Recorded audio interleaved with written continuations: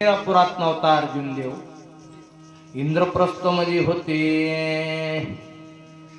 इकडे सोयरी ठरल्या गेली बळीराम नालानं सुभद्रा दुर्योधनाला देण्याचं ठरवलं. पत्रिका सर्व छापलेल्या होत्या आणि बळीराम दादानं पत्रिका घेतली, कृष्ण परमात्म्याकडे आणून दिली. सुख सांगतात राजा परीक्षिता,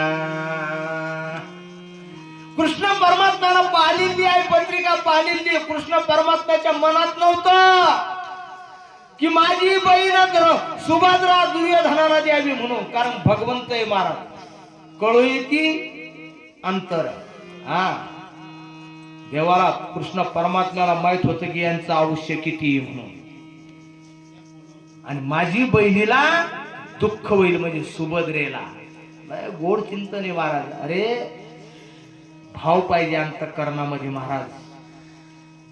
ज्यावेळेस भगवान श्रीकृष्णाच्या बोटाले उद्धवजी भगवान श्रीकृष्ण बोलू लागले होते,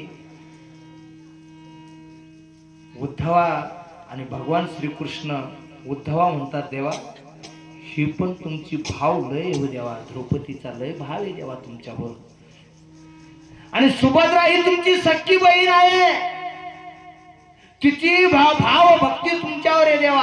पण भगवान श्रीकृष्ण परमात्मा म्हणतात, उद्धवा तुला परिस्थिती पाहायची का गड्या, चल.